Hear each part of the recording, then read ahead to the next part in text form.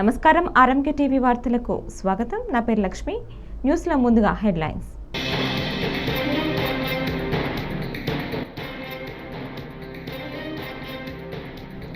చనిపోయిన తన తల్లిని కూడా రాజకీయాల్లోకి లాగారని ప్రధాని నరేంద్ర మోదీ ఆవేదన వ్యక్తం.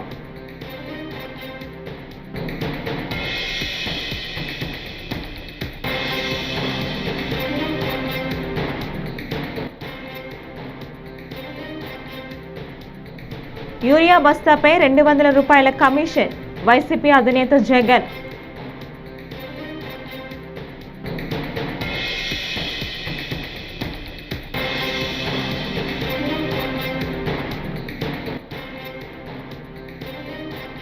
దేశంలోనే తొలిసారిగా సీకే ధిన్నే పాఠశాలలో స్మార్ట్ కిచెన్ ప్రారంభించిన మంత్రి నారా లోకేష్.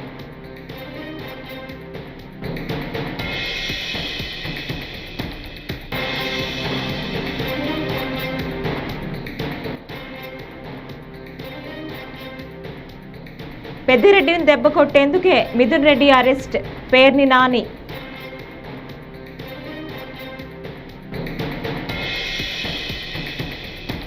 ఇక డీటెయిల్స్ చూస్తే వైఎస్ఆర్ కడప జిల్లా వేంపల్లి మండలం తాళ్లపల్లిలో మంగళవారం వైసీపీ అధినేత జగన్ ఉల్లి పంటను పరిశీలించారు. ఈ సందర్భంగా ఆయన మాట్లాడుతూ రైతులకు కూలీ ఖర్చులు కూడా రావటం లేదు, రైతులతో కూటమి ప్రభుత్వం ఆడుకుంటోంది. వైసీపీ హయాంలో ఏనాడు ఎరువులు బ్లాక్లో అమ్మలేదు, కానీ ఇప్పుడు ప్రతి యూరియా బస్తాపై 200 రూపాయల వరకు కమిషన్ తీసుకుంటున్నారు. బ్లాక్ మార్కెట్ని దగ్గరుండి ఎంకరేజ్ చేస్తున్నారని మండిపడ్డారు.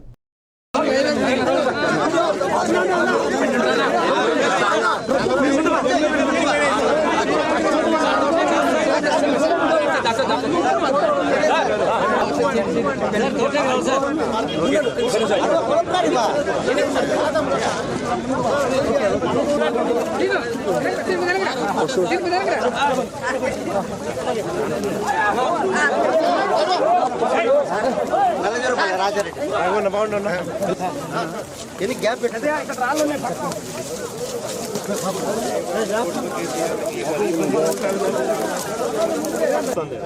80 అట్లా వస్తాయి సార్. 70-80 వస్తాయి సార్. గడ్డలు 70 నిమిషాలు వస్తాయి సార్. ప్రజెంట్ అయితే 6 రూపాయలతో తీసుకుంటాను సార్. మనకి ప్రస్తుతానికి ఇచ్చేది ఎంత ఇస్తారు? కింటా 600 సార్. గవర్నమెంట్ గవర్నమెంట్ 1200 పెట్టారు కానీ 600తోనే. చనిపోయిన తన తల్లిని కూడా రాజకీయాల్లోకి లాగారని ప్రధాని నరేంద్ర మోదీ ఆవేదన వ్యక్తం చేశారు. తన తల్లికి రాజకీయాలతో ఎలాంటి సంబంధం లేకపోయినా అందులోకి లాగారని ఆయన వెల్లడించారు. ఢిల్లీలో మంగళవారం ఆయన మాట్లాడారు. మాతృమూర్తిపై వచ్చిన విమర్శలపై స్పందిస్తూ ప్రతి తల్లిని కాంగ్రెస్, ఆర్జేడీ అవమానించాయని మోదీ మండిపడ్డారు. मुझे पता है आप सबको भी बिहार की हर मां को, बिहार की हर बेटी को, बिहार के हर भाई को ये देख सुनकर कितना बुरा लगा है। मैं जानता हूं इसकी जितनी पीड़ा मेरे दिल में है, उतनी ही तकलीफ मेरे बिहार के लोगों को भी है। और इसलिए आज जब इतनी सारी तादाद में लाखों बिहार की माताओं बहनों के मैं दर्शन जब कर रहा हूं, जब आपकी मौजूदगी है, तो आखिर मैं भी एक बेटा हूं। जब इतनी सारी माताएं बहनें मेरे सामने हैं, तो आज मेरा मन भी, मेरा दुख आपको साझा कर रहा हूं, ताकि मेरी पीड़ा आप माताओं बहनों के आशीर्वाद से मैं इसे झेल पाऊं। భారత రాష్ట్ర సమితి నుంచి ఎమ్మెల్సీ కల్వకుంట్ల కవిత సస్పెన్షన్ అంశం వారి అంతర్గత కుటుంబ వ్యవహారమని తెలంగాణ ఐటీ పరిశ్రమల శాఖ మంత్రి దుద్దిల శ్రీధర్ బాబు అన్నారు. శాసనసభ ఎన్నికల సమయంలోనే కాళేశ్వరం ప్రాజెక్టు నిర్మాణంలో అవినీతి అవకతవకలపై జ్యుడిషియల్ కమిషన్ ఏర్పాటు చేస్తామని హామీ ఇచ్చామని తెలిపారు.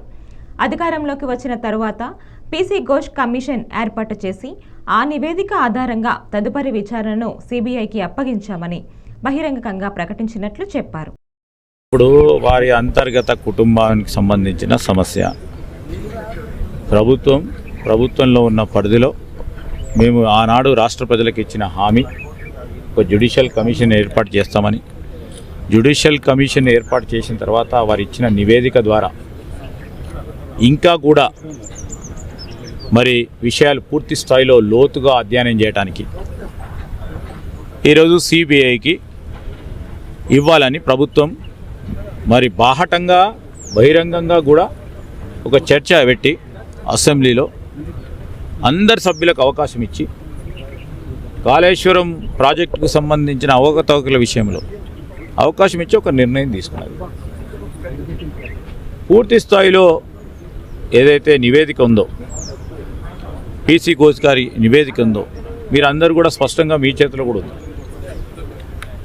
ఎవరు దాంట్లో తప్పు చేసిండ్రు, ఏ విధంగా తప్పు చేసిండ్రు, అధికారులు అనధికారులు, ఆనాడున్న మరి ప్రభుత్వానికి సంబంధించిన పెద్దలు ఏ విధంగా తప్పు చేసిండ్రు, తప్పు కారకులు ఎవరు అని వారు స్పష్టంగా చెప్పడం జరిగింది. ఆనాడు ఇప్పుడు వారు మాట్లాడుతూ ఉన్నారే, ఏ పార్టీలో ఉండే, ఈరోజు ఏ పార్టీలో ఉన్నారు, వారందరికి సంబంధించిన అంశం అది. ఇప్పుడు సిబిఐ ఎంక్వైరీ అయింది కనుక మేము పూర్తి స్థాయిలో నమ్మకం ఉంది, విచారణ పూర్తి స్థాయిలో జరుగుతుందని, ఖచ్చితంగా జరుగుతుందని, తప్పకుండా దోషులు కఠినంగా శిక్షిస్తుందని. Thank you. ఆంధ్రప్రదేశ్లో ప్రభుత్వ పాఠశాలల విద్యార్థులకు అందించే మధ్యాహ్న భోజన పథకంలో సరికొత్త శకం మొదలైంది. దేశంలోనే తొలిసారిగా కడప జిల్లా కమలాపురం నియోజకవర్గంలోని సీకే దిన్నే మండల పరిషత్ ప్రాథమిక పాఠశాల ఆవరణలో పూర్తి సౌరశక్తితో పనిచేసే సెంట్రలైజ్డ్ అడ్వాన్స్డ్ స్మార్ట్ కిచెన్ను రాష్ట్ర ఐటీ ఎలక్ట్రానిక్స్ విద్యాశాఖల మంత్రి నారా లోకేష్ మంగళవారం లాంఛనీయంగా ప్రారంభించారు.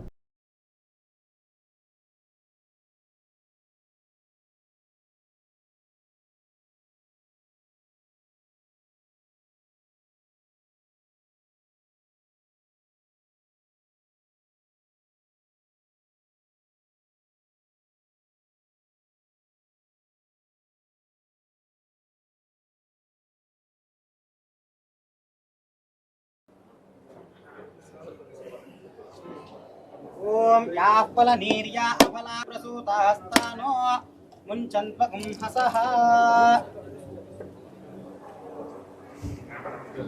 హెచ్ఎం గారే తల్లి దామ్మా,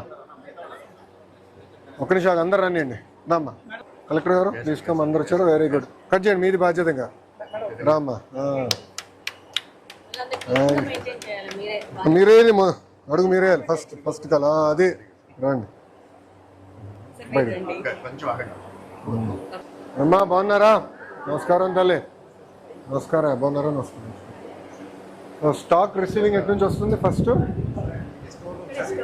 ఇది స్టోర్. విజయ్ కుమార్ సార్. మీరు ఏ డిపార్ట్మెంట్?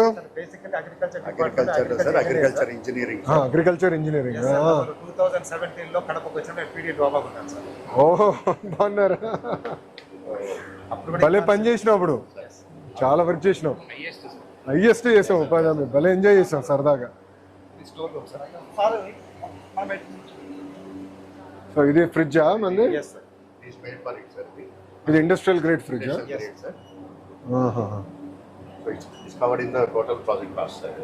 ప్రాజెక్ట్ కాస్ట్ ఇది కవర్ చేశారు సార్. ఇక్కడ మొత్తం అన్ని కూడా sir food grade steel racks sir. ఇది నెక్స్ట్ స్కేల్ అప్ చేసినాము sir. Now we are going for granite racks. I was about to say granite racks better, long term ఉంటాయి. There is a company called Agromax that supplies 90% of the kitchens in India, sir. Commercial design. So వాళ్ళు pick చేసాం sir. So వాళ్ళతో design చేసి తీసుకున్నాం. మనకి కొత్తగా mid day meal ఇస్తున్నారు rice packet. QR code and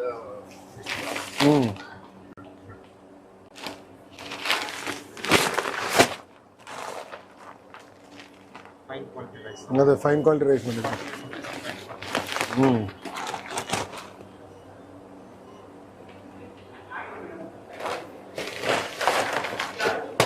seal also, sir. Phone ఇవ్వండి, QR code పనిచేస్తుంది లేదో తెలిసిపోతుంది ఇప్పుడు.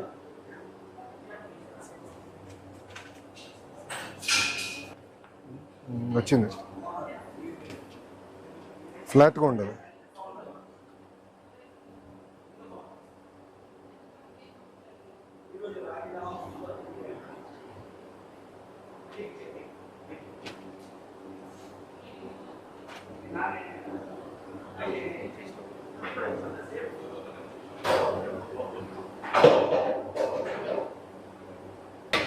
ఇది storage, excess stock. So it's good, sir. This can be scaled up to even our regular EPS supply also, sir. స్లోగా cropping patterns మార్చి చేద్దాం.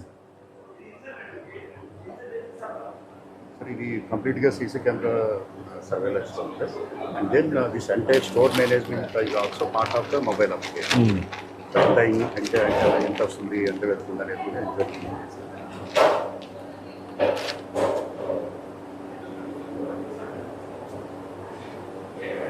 Steel palettes కింద పెట్టకుండా పైన పెట్టారు. బాగా చేశారు. మేజర్ ప్రాబ్లమ్ కూడా camera. Sir, this is the ISO certificate we got for the Kadapa, sir. Narcotics kitchen, sir. This is Kadapa, sir. అన్ని ఇప్పుడు ఫాలో అప్ చేయాలి.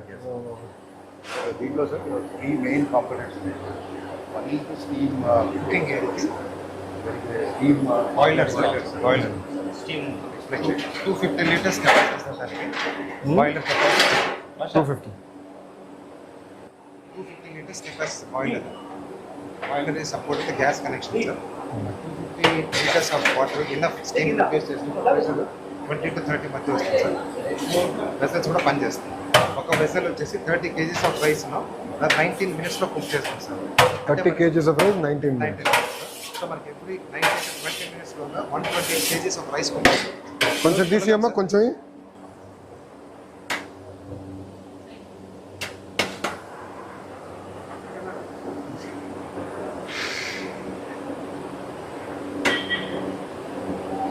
వేడిగోతుంది. ఈరోజు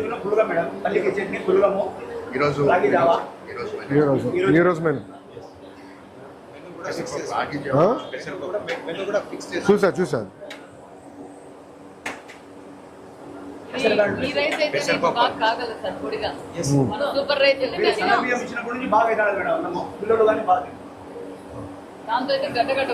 అది మొత్తం. ఇప్పుడు వాటర్ ఇదంతా ఎక్కడికి వెళ్తుంది?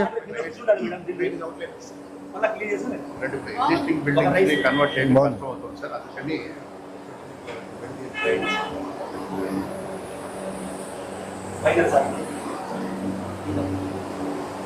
Bulk cooking area sir.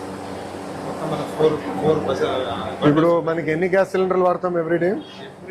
Monthly మనకు 17 హౌస్ ఈ కిచెన్ 17 సార్. సో ఈరోజు ఇది కూడా ఉంది సార్. అది ఎగ్ ఉంది ఈరోజు.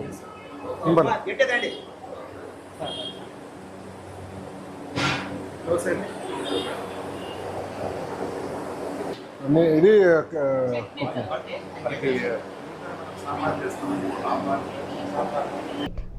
ఎంపీ మిథున్ రెడ్డిని మానసికంగా కుంగదీయటానికి అరెస్టు చేశారని మాజీ మంత్రి పేర్ని నాని ఆరోపించారు. ఆయనపై అక్రమ తప్పుడు కేసులు నమోదు చేశారని, నిజంగా తప్పు చేసి ఉంటే ఒక్కరోజు కూడా కస్టడీకి ఎందుకు పిలవలేదని ప్రశ్నించారు. ఈ అరెస్టుతో మిథున్ రెడ్డి కుంగిపోరని, న్యాయస్థానాలపై విశ్వాసం ఉందని, త్వరలోనే బయటకు వస్తారని ఆయన ధీమా వ్యక్తం చేశారు. మిమ్మల్ని తీసుకొచ్చి ఇప్పటికి సుమారుగా ఒక 40 రోజులు 50 రోజుల మధ్యలో అయి ఉంటుంది కదా. మీరేం నేరం చేశారు, మిథున్కి ఈ నేరం గురించి ఏం తెలుసు అని ఎప్పుడన్నా కస్టడీకి పిలిచారా అని అడిగాం. ఇంతవరకు నారా చంద్రబాబు నాయుడు ప్రభుత్వం ఇది అక్రమ కేసు, తప్పుడు కేసు, వేధింపుల కేసు, కేవలం పెద్దిరెడ్డి రామచంద్రారెడ్డి గారి మీద మానసిక వేధింపుల కోసమే, మానసికంగా భౌతికంగా పెద్దిరెడ్డి గారిని ఏమీ చేయలేక మానసికంగా పెద్దిరెడ్డి రామచంద్రారెడ్డి గారిని వేధించటం కోసమే, కుంగదీయటం కోసమే ఈ అరెస్టు తప్పితే నిజంగా ఇందులో మిథున్ రెడ్డి గారు కనుక నేరం చేసి ఉంటే ఒక్కరోజున్నా కస్టడీకి పిలిచారా? తోటి ముద్దాయిలు చెప్పినటువంటి కేవలం మౌఖిక వాంగ్మూలం ద్వారా ఈయన్ని ముద్దాయిగా తీసుకొచ్చి ఇక్కడ పెట్టడం జరిగింది. లోపల ఉంచుకున్నంత మాత్రాన మిథున్ రెడ్డి అనేటువంటి ఆయన కుంగిపోయేది లేదు, భయపడేది లేదు. బయటకు వచ్చిన తర్వాత అంటే మెరిట్స్ ప్రకారం కోర్టుల్లో న్యాయాన్ని నమ్ముకున్నాం, మేము కోర్టులను నమ్ముకున్నాం. ఈ రోజుకి కోర్టుల మీద మాకు నమ్మకం ఉంది. ఖచ్చితంగా వాళ్ళకైతే వారానికో 10 రోజులకో ఎప్పటికోప్పటికి మీ తప్పుడు కేసులు ఇరికిచ్చిన దాంట్లోంచి బయటికి రావటం ఖాయం. వచ్చిన తర్వాత మిథున్ రెడ్డి ఏ రకంగా పనిచేస్తాడో, ఎంత ఉత్సాహంగా పనిచేస్తాడో, మీకు రాజకీయంగా ఎన్ని చుక్కలు చూపించాలో చూద్దరు. కానీ కంగారేం లేదు. మీ రాజకీయాన్ని తుదముట్టించే రోజు, మీ ప్రభుత్వానికి చరమగీతం పాడే రోజు మరొక 3 సంవత్సరాల్లో తేవటానికి మూలకారకులు తండ్రి కొడుకులు అవుతారనేది కూడా మీరు రుచి చూడబోతారని మీకు హెచ్చరిక చేస్తున్నాం. అనంతపురం జిల్లాలోని గుంతకల్లులో మార్కెట్ కమిటీలో ఉద్రిక్తత నెలకొంది. ఎమ్మెల్యే గుమ్మనూరు జయరాం అనుచరులు కార్యాలయంలో అరాచకం సృష్టించారు. టీడీపీ నేతలు అక్కడ మార్కెట్ కమిటీ కార్యాలయానికి వైఎస్ఆర్ పేరు తొలగించారు. టీడీపీ నేత కమిటీ చైర్మన్ ఒత్తిడి వల్ల వైఎస్ఆర్ బోర్డు తొలగించామని అధికారులు అంగీకరించారు. దీనిపై ఆగ్రహించిన వైసీపీ నేతలు మార్కెట్ కమిటీ కార్యాలయాన్ని ముట్టడించారు. ఈ వీడియో వైరల్గా మారింది. ఈ లెటర్స్ పోయినాయి. ఈ లెటర్స్ మరి ఏర్పాటు చేస్తారా లేదని తెలియజేయాలి. ఎవరు తీశారు? ఎవరు తీశారా లెటర్స్?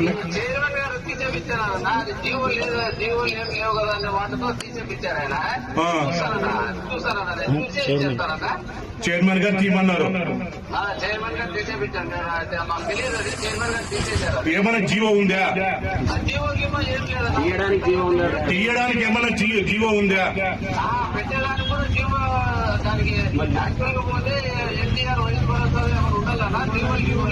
రైతు బజార్ వచ్చింది, ఏదో చేసినారు. ఆయన అడిగితే ఆ జీవోలు ఏం కదా అనే మాట అన్నాడు. ఆయన చూస్తానన్నా, తీసి చేస్తారన్నా. నువ్వు ఎప్పుడు వస్తావు? రేపు వస్తానన్నా. రేపు వస్తే మేము అల్టిమేట్ చేస్తున్నాం. 6వ తారీఖు లోపల మీరు ఆ లెటర్స్ పెట్టుకోవాలంటే మొత్తం మీ ఆఫీసులో ఇబ్బంది చేస్తాం. అంటే చైర్మన్ గారు తీసేయమన్నారు కదా?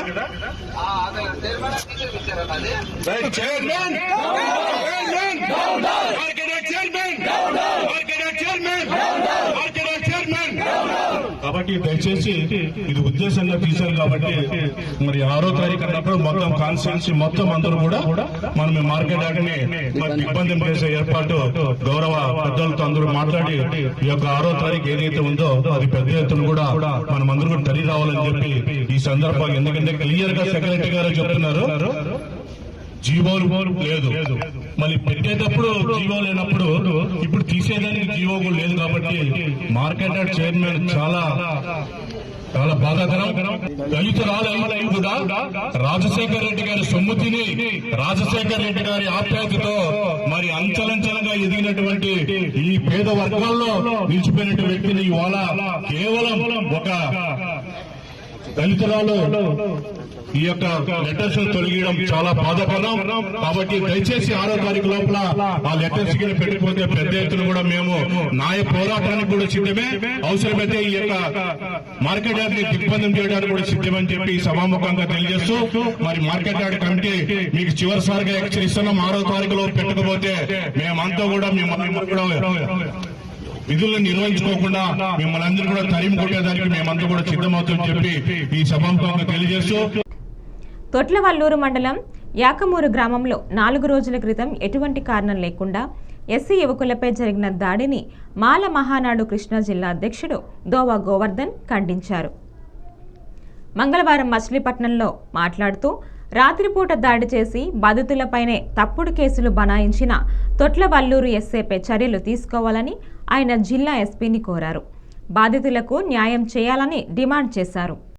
ఏకమూరు గ్రామంలో 27వ తేదీ రాత్రి ఒక అమానుష ఘటన చోటు చేసుకుంది. ఎస్సీ కాలనీకి చెందినటువంటి 4 వ్యక్తులు రాత్రి 8 గంటల సమయంలో ఆరు బయట కాలక్షేపం చేస్తూ ఉండగా అటుగా వెళ్తున్నటువంటి అగ్రకులానికి చెందిన ఒక వ్యక్తి వీళ్ళని మీరు ఇక్కడ ఎందుకు కూర్చున్నారా నా కొడకల్లారా అంటూ బూతు పదజాలంతో వీళ్ళని ప్రశ్నించడం జరిగింది. బూతులు మాట్లాడొద్దు, నీ పని నువ్వు చూసుకోమన్నందుకు ర్యాష్ గా వచ్చి వీళ్ళ మీద కలబడి వీళ్ళ మీద భౌతిక దాడి చేయడం జరిగింది. ఆ భౌతిక దాడిలో తనంతట తానే కింద పడి ఆ ముఖానికి చిన్న గాయం అవడంతో అక్కడ ఉన్నటువంటి ఎస్సీ వ్యక్తులు తాగి ఉన్న వ్యక్తితో మన గొడవ ఎందుకని చెప్పి వాళ్ళని తీసుకువెళ్లి ఇంటికి అప్పచెప్పిన పాపానికి ఆ గ్రామస్తులు, కాపులు, ఇంకా అగ్రవర్ణాల అందరూ కూడా దాన్ని తప్పుగా అర్థం చేసుకుని మూకుమ్మడిగా 30-40 మంది గ్రామంలోకి వెళ్లి ఆ 4 వ్యక్తుల్ని అకారణంగా చేయి చేసుకుని వీళ్ళ మీద మళ్ళీ తిరిగి తప్పుడు కేసులు వాళ్లే పెట్టడం జరిగింది. ఆ తప్పుడు కేసుల్ని సరిగ్గా విచారించినటువంటి అక్కడ ఎస్ఐ తిరిగి వీళ్ళ మీదే మరో 4 గంటల పాటు విచక్షణారహితంగా అర్ధరాత్రి పూట అరెస్ట్ చేసింది కాకుండా విచక్షణారహితంగా 4 గంటల పాటు వీళ్ళ మీద భౌతిక దాడి కర్రలతో కొట్టి అరికాలని చంద్రవందనంగా కొట్టి వీళ్ళని హింసించిన ఘటన చోటు చేసుకుంది. ఈ విషయం మీద అక్కడ ఉన్నటువంటి తెలుగుదేశం నేత సుబ్రహ్మణ్యం అనేటువంటి వ్యక్తి అగ్రవర్ణాలకు కొమ్ము కాస్తూ ఎస్సీల మీద పోలీస్ స్టేషన్ లో కానీ రకరకాల చోట్ల ఇన్ఫ్లుయెన్స్ ఉపయోగిస్తూ మరింత ఆవేదనకి భౌతిక దాడులకి గురయ్యే విధంగా తను కులపరమైనటువంటి అంశాన్ని తీసుకుని ఎస్సీ ఎస్టీలని మరింత దాడి చేయించడం జరుగుతూ ఉంది. అందువల్ల ఆ దాడిలో వీళ్ళ మీదకి వచ్చినటువంటి వ్యక్తుల మీద వాళ్ళని వెనకేసుకుని వీళ్ళ మీద తప్పుడు కేసులు బనాయించి వీళ్ళ మీద మరింతగా అధికారులతో కూడా దాడి చేస్తున్నటువంటి సుబ్రహ్మణ్యం అనేటువంటి వ్యక్తి మీద సదరు సెక్షన్ల ప్రకారం చర్యలు తీసుకుని ఏ పాపం తెలియనటువంటి ఈ అమాయకులైనటువంటి ఎస్సీ వ్యక్తుల్ని చట్టపరంగా రక్షించాలని చెప్పేసి ఇవాళ జిల్లా కలెక్టరేట్ లో ఫిర్యాదు చేసి జిల్లా ఎస్పీ గారిని కూడా కలిసి వివరం చెప్పడం జరిగింది. దాని మీద ఎస్పీ గారు కూడా సానుకూలంగా స్పందించి ఈ విషయం మీద పూర్తిగా దర్యాప్తు చేసి న్యాయం చేస్తామని హామీ ఇవ్వడం జరిగింది. చెప్తా వాయిస్. ప్రభుత్వ వైఫల్యాలను, వ్యవస్థలోని లోపాలను సాక్షి పత్రికలో ఎత్తి చూపుతుంటే కూటమి ప్రభుత్వం ఓర్వలేకపోతోందని, అక్రమ కేసులతో మీడియా గొంతు నొక్కే ప్రయత్నం జరుగుతోందని వైఎస్ఆర్సీపీ జనరల్ సెక్రటరీ, పార్టీ అధికార ప్రతినిధి జూపూడి ప్రభాకర్ ఆగ్రహం వ్యక్తం చేశారు. తాడేపల్లిలోని పార్టీ కేంద్ర కార్యాలయంలో ఆయన మీడియాతో మాట్లాడుతూ కూటమి ప్రభుత్వం వచ్చిన నాటి నుంచి సాక్షి మీడియాపై వరుసగా అక్రమ కేసులు బనాయిస్తున్నారని, ఇలాంటి చర్యలతో ప్రభుత్వంపై ఉన్న వ్యతిరేకత మరింత పెరుగుతుందే తప్ప తగ్గదని స్పష్టం చేశారు.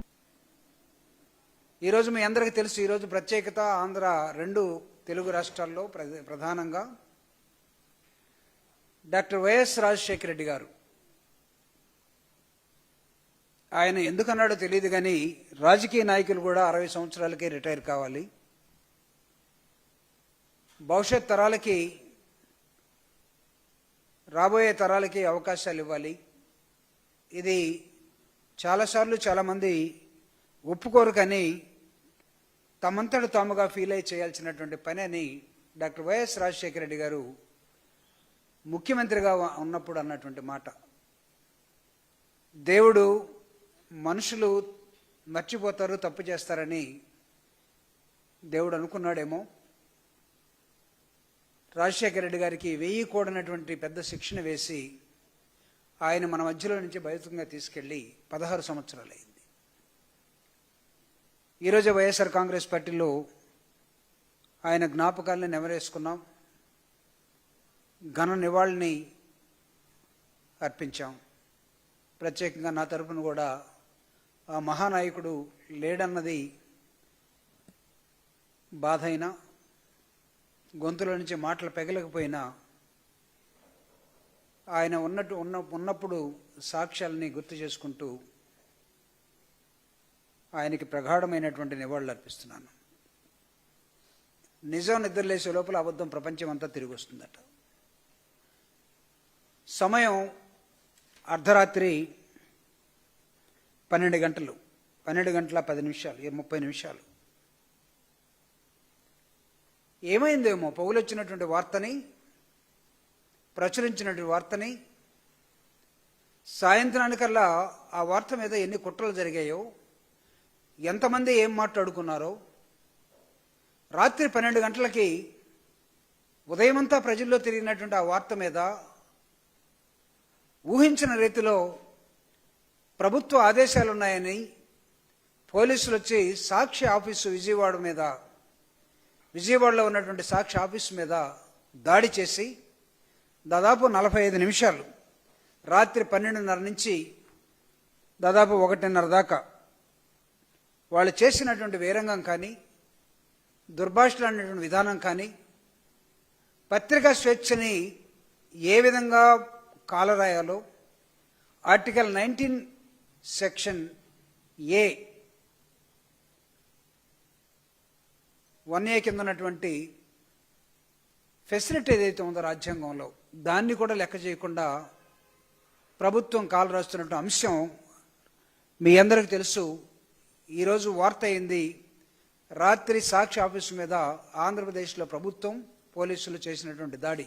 కారణం ఏంటంటే పోలీసు డిపార్ట్మెంట్లో ఆగస్టు 30వ తేదీ నాటికి 31వ తేదీ నాటికి ప్రమోషన్స్ రావాల్సినటువంటి చాలామంది ప్రమోషన్ నోచుకోక మిగతా ఆర్టీసీ ఎంప్లాయీస్ లాగానో రెవెన్యూ ఎంప్లాయీస్ లాగానో ఒక ధర్నా చేయలేని దశలో ఉన్నటువంటి డిసిప్లిన్ ఫోర్సెస్గా ఉన్నటువంటి పోలీసు మాకు రావాల్సిన ప్రమోషన్స్ ఈ నెల లోపల రాకపోతే చాలామంది రిటైర్ అయిపోతారు అని వాళ్ళ మదన పడుతున్నటువంటి ఒక వార్తను ప్రజాక్షేమం కోసం ప్రత్యేకంగా ఉద్యోగస్తుల తరపున నిలబడటం కోసం సాక్షి పత్రిక చేసినటువంటి ఒక సాహసం. అది వార్త రాయకూడదట, పోలీసుల తరపున మాట్లాడే హక్కు సాక్షికి లేదట. ఈ వార్తలు ఇంతటితో సమాప్తం. నమస్కారం.